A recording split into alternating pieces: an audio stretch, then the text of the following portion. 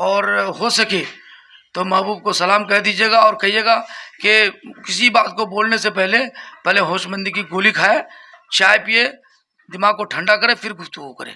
जो भी वोट मिला ये सब वोट किसका था? बैरिस्टर साहब का था। उसका कोई वोट नहीं, वो तो चुनाव लड़ के दिखा दिया ना। पंचायत का चुनाव लड़ा, हार गए। वार्ड का लड़ा था, वो भी हार गए। इंशाल्लाह कभी वो चुनाव नहीं जीत सकते हैं। से कहा कि कोई मौलाना गवाह है, कौन मौलाना है, अगर वो कोई सबूत कर दे कि मैंने इनसे पैसे का डिमांड किया तो मैं अपनी ज़िंदगी को पब्लिक लाइफ से हमेशा के लिए अलग कर दूंगा। सबसे पहली बात, उन्होंने इल्ज़ाम जो लगाया, मैं उसका शदीद मजम्मत कर रहा हूँ और इसको शर्म आनी चाहिए कि किस पर इल्ज़ाम लगा रहे हैं।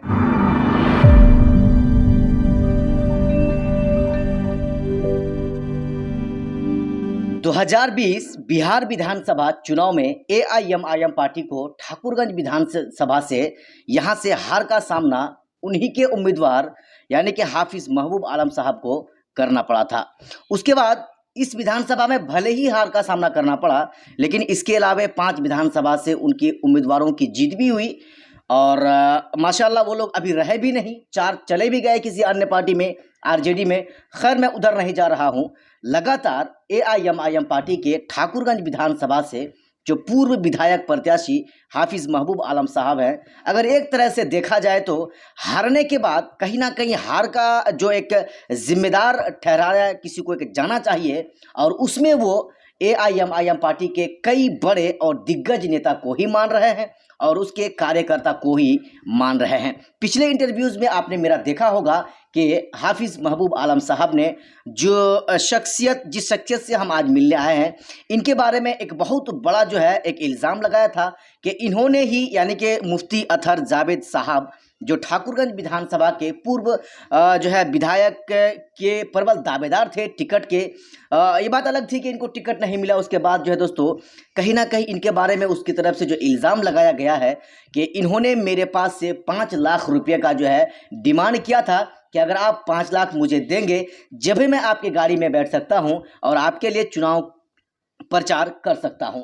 उन्होंने ये 5 लाख इनको नहीं दिए। यही वो शख्सियत हैं जिनके पास अभी मैं बैठ के ये सारी बातें कर रहा हूं। उनकी तरफ से इनको पैसा न देने की वजह से मुफ्ती अतहर जावेद साहब ने उनके साथ बगावत किया था, चुनाव में उसके साथ नहीं दिया था। तो चलिए हम आज ठीक उसी का जवाब लेने के लिए मुफ्ती अतहर जावेद साहब के पास पहुंचे हैं। इनसे हम बात करेंगे और सच्चाई क्या थी, उनके ऊपर जो इल्ज़ाम लगाया गया था, इनकी तरफ से क्या कुछ सच्चाई है, सफाई है, जो ये देना चाहेंगे। सबसे पहले मुफ्ती अतहर जावेद साहब जी, बहुत बहुत आपका स्वागत है। बहुत बहुत शुक्रिया असरार भाई, आपके यूट्यूब चैनल को मुबारकबाद देता हूं कि आप ऐसी खबरों को लेके आते हैं। मैं आपका शुक्रिया अदा कर रहा हूं। चलिए हम सवालों का सिलसिला को शुरू करते हैं इस सवाल के साथ कि आप पर ज़बरदस्त प्रहार किया गया है। पूर्व विधायक प्रत्याशी एआईएमआईएम पार्टी की तरफ से हाफिज महबूब आलम जो उम्मीदवार रहे थे, उनको हार का सामना करना पड़ा था और आप पर ज़बरदस्त इल्ज़ाम लगा रहे थे कि आपकी तरफ से 5 लाख रुपए का डिमांड किया गया था उनकी गाड़ी में बैठने के लिए। सच्चाई क्या है? सबसे पहले तो मैं इस बात का उसका शुक्रिया अदा कर रहा हूं कि उन्होंने ये कहा कि मुझसे डिमांड किया, वो कहा नहीं कि मुझसे लिया। सबसे पहले मैं ये बोलूँगा असरार भाई कि उसका दिमागी तवाज़ुन बिगड़ चुका है। उसका ये बात बताइए कि वो शख्स, अगर मैं उससे पैसे का डिमांड किया होता, जैसे उन्होंने कहा कि नहीं देने की बुनियाद पर वो हमारे ख़िलाफ़ में उतरा और फिर हमको हराने की कोशिश किया, तो कहीं भी मैं उनके ख़िलाफ़ किसी मंच पर आपने ठाकुर विधानसभा में देखा? कहीं नहीं देखा होगा। या मैंने किसी से कहा कि आप इसको वोट मत दीजिए? ये खुद ब खुद वो खुद ये बना करके बोलता है। सबसे पहली बात, उन्होंने इल्ज़ाम जो लगाया, मैं उसका शदीद मजम्मत कर रहा हूँ और इसको शर्म आनी चाहिए कि किस पर इल्ज़ाम लगा रहे हैं। आपको मालूम है कि हमारे इलाके में मुझसे पहले और इनसे पहले कितने चुनाव हुए। मैं तस्लीमुद्दीन साहब का काम क्यों, कभी कोई नहीं बोल सकता है कि पैसे की बुनियाद पर मैंने वर्करी किया है। मौलाना असरार साहब का ज़िंदगी भर उनके लिए हम लोग काम किए। लोकसभा चुनाव में 4 लोकसभा चुनाव को फ़ी नफ़सी में बड़े बड़े अंदाज में बिल्कुल जुनून था, उनके लिए लड़ाई लड़ी, आज तक कोई नहीं बोल सका। और वो शख्स ये बोल रहा है कि मेरे पास 5 लाख, 5 करोड़ भी देने से मैं उनकी गाड़ी में नहीं जा सकता। अच्छा, ऐसा क्यों? उसकी वजह यह है कि उस शख्स को टिकट दिया गया जिसका दिमागी तवाज़ुन ख़राब है, जो सुबह से शाम तक हराम कमाई की तरफ मुलव्वस रहता है। उसका काम क्या है? बारूद को लेकर के कागज़ में देना, किसी को बोलना कि तुम्हारे घर में शैतान आया है, तुमको 5 लाख रुपए देना पड़ेगा तब शैतान को भगाएंगे, यही काम कर रहा है वो। और किसी को पीतल है, कहते पीतल दिखा के कहता है इसको हम सोना बना देंगे, किसी को तांबा दिखा के बोलता है हम सोना चांदी बना देंगे। ये उसका फ्रॉड का काम चल रहा है। और मैं सारी बातों को इसलिए नहीं बोलने चाह रहा हूँ। सबसे पहले मैं डिमांड कर रहा हूँ हमारे बिहार प्रदेश के जो मुखिया अख्तर साहब से कि ऐसे शख्स को जो गैर जिम्मेदाराना सवाल करे, गैर जिम्मेदाराना किसी पर इल्ज़ाम लगाए, ऐसे शख्स को पार्टी से निकालना चाहिए। अगर मैं उनसे ये बात करूं, आप उनसे पूछिए कि आप में क्या खूबी थी जो टिकट दिया, तो खुद ब खुद उसको बताना पड़ेगा कि क्या वजह थी कि आपको टिकट मिला। आप इस काबिल नहीं थे। मैंने कहा था कि पहले वो चुनाव लड़ा, पंचायत का वार्ड मेंबर में हार गया, लोकसभा विधानसभा में टिकट के लिए आया, उनको जो टिकट मिला हमारे बुजुर्ग हम सब के सरपरस्त मौलाना गयास साहब। और भी बहुत सब कारण है। एक कारण तो वो भी मौलाना थे, मौलाना ने उनके लिए कोशिश सिफारिश किया था, लेकिन बहरहाल मैं उस बात पर नहीं जा रहा। और फिर वो अच्छा, एक बात मैं आपको बीच में रोकना चाहूँगा। उसको टिकट मिलना, इसमें बहुत सारी बातें सामने आती हैं। बहुत लोग ये कह रहे हैं कि टिकट को जो है किना बेची किया गया है, और कहीं ना कहीं आप जैसे भी दिग्गज कार्यकर्ता AIMIM पार्टी की तरफ से प्रबल दावेदारी पेश कर रहे थे टिकट को लेकर चुनाव लड़ने के बारे में।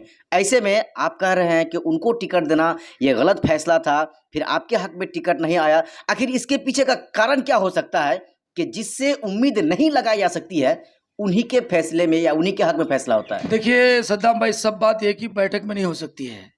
मैं सिर्फ इतनी बात बोल रहा हूँ कि जिसने उन्होंने आपसे कहा कि कोई मौलाना गवाह है, कौन मौलाना है, अगर वो कोई सबूत कर दे कि मैंने इनसे पैसे का डिमांड किया तो मैं अपनी ज़िंदगी को पब्लिक लाइफ से हमेशा के लिए अलग कर दूंगा।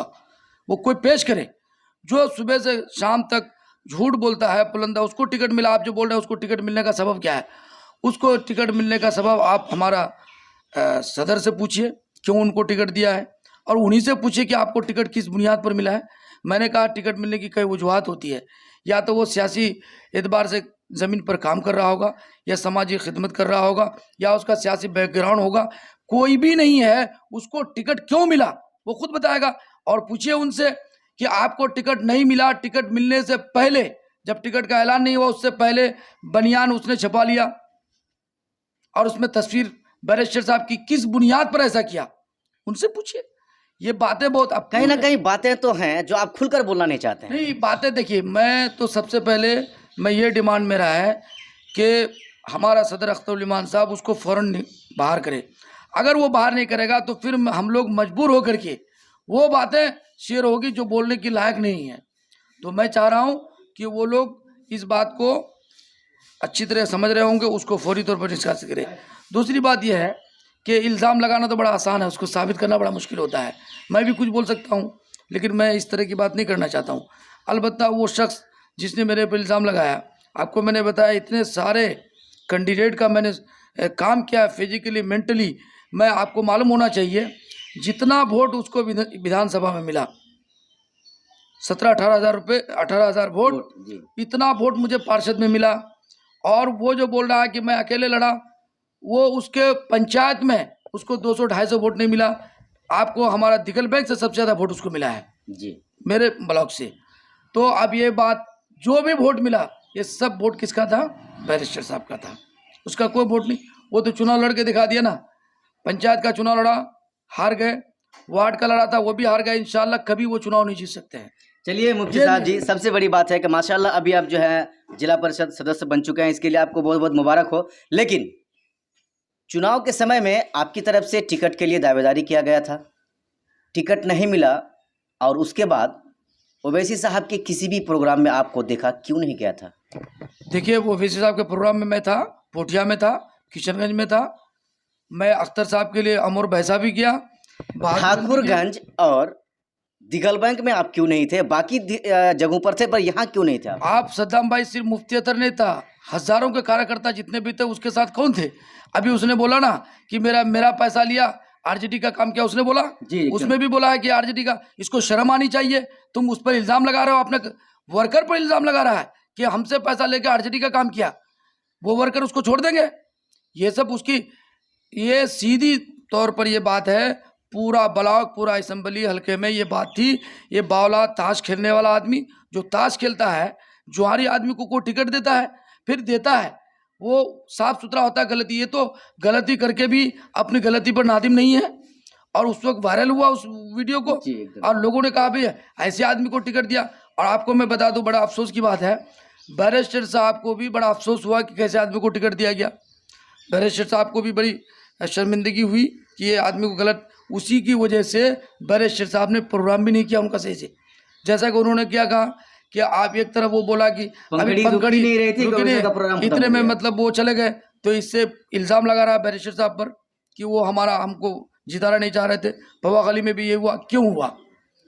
बैरिस्टर साहब समझ गए थे ये जो भी हमारे लोग फैसला लिया था, बैरिस्टर साहब को गुमराह करके फैसला लिया गया था। कुछ लोग हैं, वक्त आने पर उसका नाम भी बताऊंगा मैं इंशाल्लाह। लेकिन ये गलत फैसला लेकर के ऐसे आदमी को टिकट दे करके बहुत बड़ा नुकसान हुआ पार्टी का। और आज अगर इसको नहीं निकाला जा रहा है, जिस तरीके पर गुफ्तगू कर रहा है, वो चुनाव टिकट मिला, चुनाव लड़े, हार गया, तो महासचिव का बोर्ड क्यों हटा दिया अपनी गाड़ी से? अख्तर साहब के खिलाफ बोला, पार्टी के खिलाफ बोला, सैकड़ों लोगों को बोला। आज मौलाना का ढाल बना रहा ना, मौलाना के खिलाफ में सैकड़ों बार मेरे सामने बोले, अख्तर साहब के खिलाफ मेरे बारे में बोले, मेरे साथ बोले हैं। तो वो आदमी उसके अभी क्या बोलेगा, सुबह क्या बोलेगा, शाम को क्या बोलेगा, रात में क्या बोलेगा, उसको कुछ पता नहीं है। चलिए मुफ्ती साहब, हम आपको दूसरे साइड लिए चलते हैं। एमआईएम पार्टी पनप ही रही थी सीमांचल में, बिखर क्यों गई? देखिए, पार्टी जो चलती है ना, कार्यकर्ता से चलती है। पार्टी इज्तिमाई ताकत से चलती है। पार्टी सबके मशवरे से चलती है। पार्टी अगर कोई कहिएगा मैं अकेला कुछ चला लूँ, नहीं होगा। एक आदमी अकेला घर में अगर रहेगा, अगर उसका इंसाफ सही रहेगा तो घर का मामला सही चलेगा। अगर घर में तमाम भाइयों के साथ इंसाफ नहीं होगा तो घर का मामला भी बिगड़ जाएगा। तो यहाँ पर पार्टी बिखरने की वजह, अब एमएलए सब जो भाग गए, ये वजह तो एमएलए साहब बताएंगे। जो लोग गए हैं, इजहार साहब हों या अंजार साहब हों या रुकनुद्दीन साहब हों या शाहनवाज साहब हों, ये चारों हजरात वो खुद उसकी सबब बयान करेंगे। और अख्तर साहब को भी बखूबी मालूम होगा क्यों गए, नहीं गए, तो वो भी बोलेंगे। लेकिन मैं किसी को कुछ नहीं बोल सकता इस सिलसिले में, ये लोग बोलेंगे। लेकिन यहाँ जो तालमेल होना चाहिए वर्करों में, या अब देखिए मान गए जीतने के बाद 5 विधायक जीते हमारा पार्टी से, तो आज तक कोई सम्मेलन नहीं हुआ, कोई कार्यकर्ता सम्मेलन नहीं हुआ, कभी किसी का इस्तकबाल नहीं हुआ। तो हम लोग भी इंतजार करते रहे कि इनको तो लड्डू कहीं और खाना था ना, तो सम्मेलन क्यों करते कार्यकर्ता? देखिए लड्डू तो खाना, ये पार्टी में पहली बार ऐसा नहीं हुआ सद्दाम भाई कि एमआईएम का एमएलए चला गया राजद में।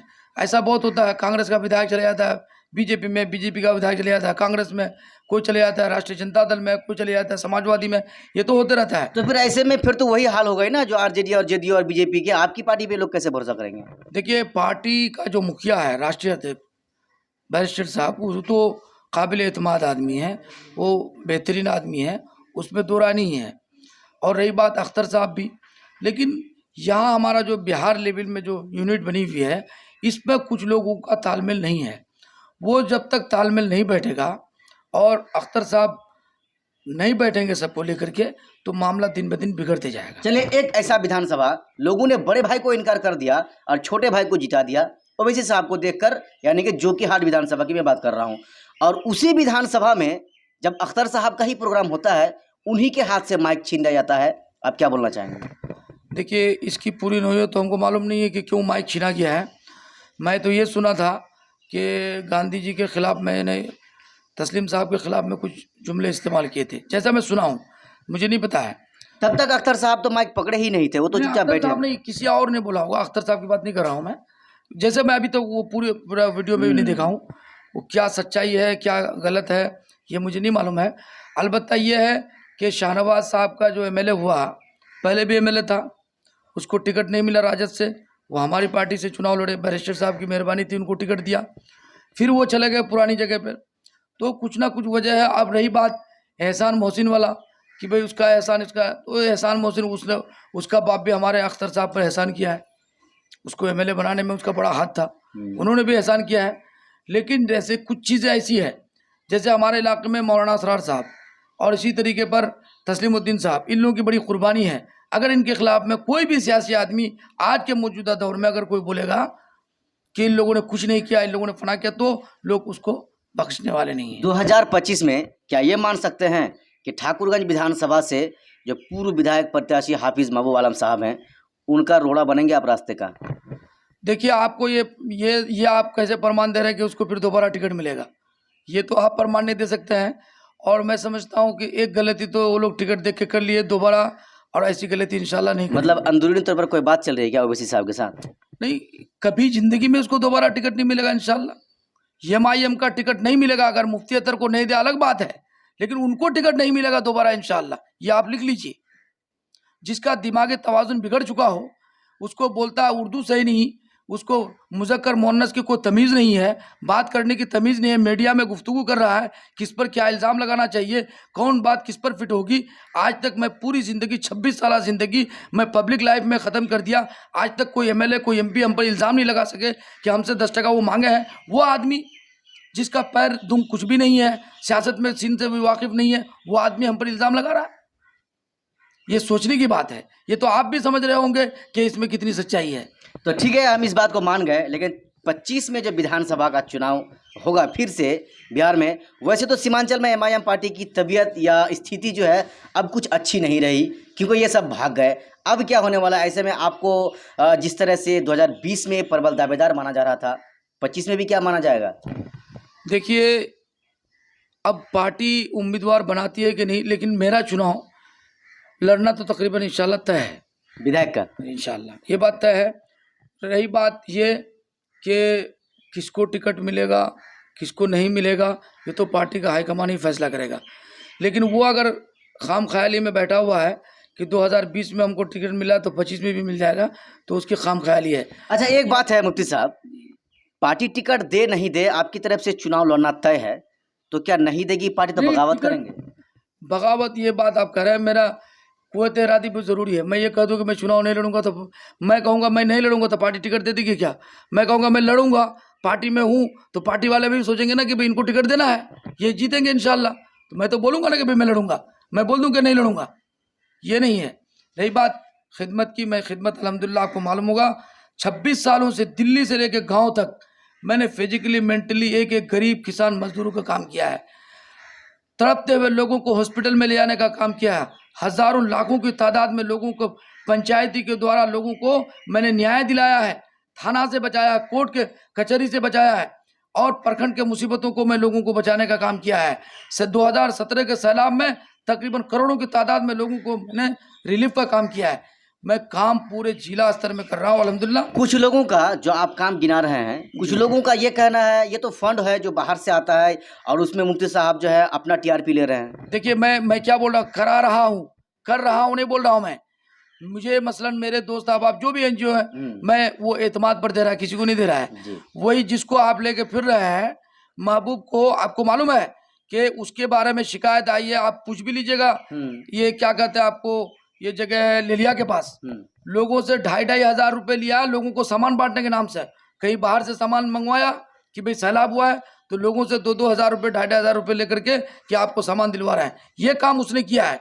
अब पूछ लीजिए जा करके, वहाँ एक चाय की दुकान में पूछेगा, वो हमसे बोल रहा था। तो बहुत सारे हमने तो कभी हम किसी को सामान दे रहे, हम कह भी देते हैं कि ये फना आदमी ने सामान दिया है, ये मेरा कोई एहसान नहीं है, बल्कि मैं एक वकील की हैसियत से हूँ, उन्होंने दिया, मैंने आपको वो अमानत पहुँचा दिया। बहुत सारी बातें थी जो अभी मुफ्ती साहब से जब हम बात कर रहे थे तो हमारे साथ या हमारे सामने वो सारी बातें आई। क्या कुछ होगा अगले अपडेट तक के लिए आप बने रहिए हमारे साथ। मुफ्ती साहब जी, आपका बहुत बहुत शुक्रिया। आपका भी बहुत शुक्रिया, आपके चैनल का शुक्रिया। और मुझे उम्मीद है जैसे आप बेबाकी से बोल रहे हैं, तो मेरी बात को भी आप आवाम तक पहुंचाइए, और हो सके तो महबूब को सलाम कह दीजिएगा और कहिएगा कि किसी बात को बोलने से पहले होशमंदी की गोली खाए, चाय पिए, दिमाग को ठंडा करे, फिर गुफ्तगू करे। कोई बात नहीं है, इल्ज़ाम लगाया गया था, जवाब भी मुफ्ती साहब की तरफ से उसी अंदाज में दिया गया। फिर क्या होता है सामने, बहुत जल्द हम लौटेंगे। जय हिंद।